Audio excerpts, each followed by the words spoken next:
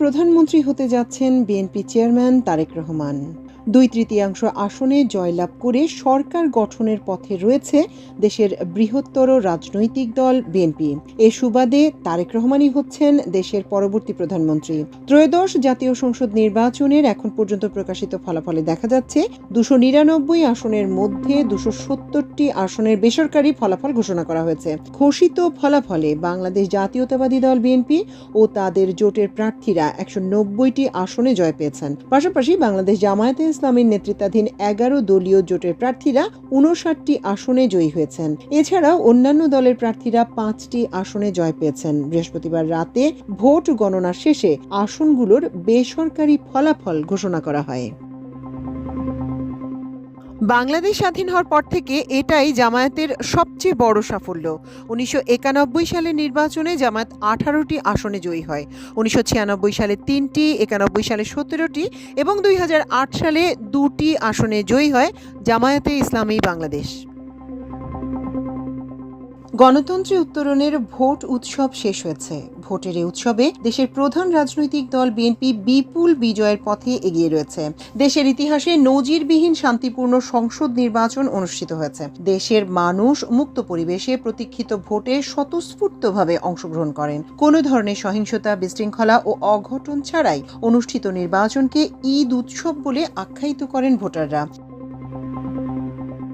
শান্তিপূর্ণ, সুশৃঙ্খল ও উৎসব মুখর পরিবেশে নির্বাচন সম্পন্ন হওয়ায় জাতির প্রতি কৃতজ্ঞতা জানিয়ে অন্তর্বর্তী সরকারের প্রধান উপদেষ্টা ডক্টর মোহাম্মদ ইউনূস বলেছেন, এই নির্বাচন দেশের ইতিহাসে সবচেয়ে শান্তিপূর্ণ ও উৎসব মুখর হয়েছে। এই নির্বাচন মহা আনন্দের ও উৎসবের। এর মধ্য দিয়ে নতুন বাংলাদেশের অভূতপূর্ব যাত্রা শুরু হলো। এর আগে প্রধান উপদেষ্টা ভোট দিয়ে সবাইকে ঈদ মোবারক জানান।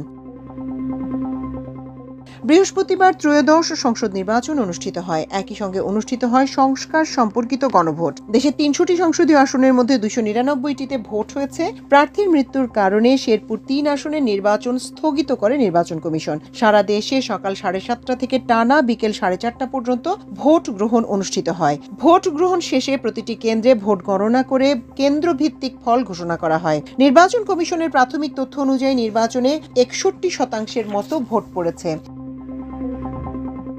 নির্বাচনে বিএনপির পক্ষ থেকে আনুষ্ঠানিকভাবে সন্তোষ প্রকাশ না করলেও দলটি সংসদ নির্বাচন ও গণভোট সম্পন্ন করায় নির্বাচন কমিশন, সশস্ত্র বাহিনী, অন্তর্বর্তী সরকার এবং আইন শৃঙ্খলা রক্ষাকারী বাহিনী সহ সংশ্লিষ্ট সবাইকে ধন্যবাদ জানিয়েছে। অপরদিকে জামায়াতে ইসলামী বলেছে, বাংলাদেশের ইতিহাসে অনন্য নির্বাচন অনুষ্ঠিত হয়েছে।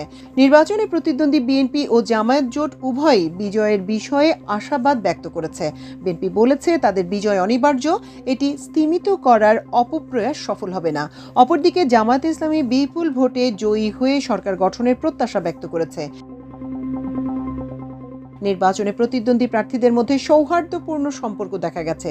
ভোট গ্রহণ চলাকালে ঢাকা 15 আসনে জামায়াতে ইসলামের প্রার্থী ও দলটির আমির ডাক্তার শফিকুর রহমান ও ধানের শীষ প্রতীকের প্রার্থী শফিকুল ইসলাম খান মিল্টনকে কোলাকুলি করতে দেখা যায়। এ সময় ধানের শীষ প্রতীকের প্রার্থী বলেন, আমরা দুজন ভাই ভাই, যেই জিতি এলাকার মানুষের জন্য একসঙ্গে কাজ করব। জামায়াতের আমিরও বলেন, তারা একসঙ্গে সৌহার্দ্য বজায় রেখেই দেশ গড়বেন। এদিকে নির্বাচনের আনুষ্ঠানিক ফলাফল ঘোষণার আগেই ব্যক্তিগত সোর্স থেকে পরাজয় জানতে পেরে সুনামগঞ্জ 2 আসনে জামায়াতের প্রার্থী শিশির মোহাম্মদ মনির ফেসবুকে স্ট্যাটাস দিয়ে বিএনপির প্রার্থী নাসির চৌধুরীকে অভিনন্দন জানিয়েছেন।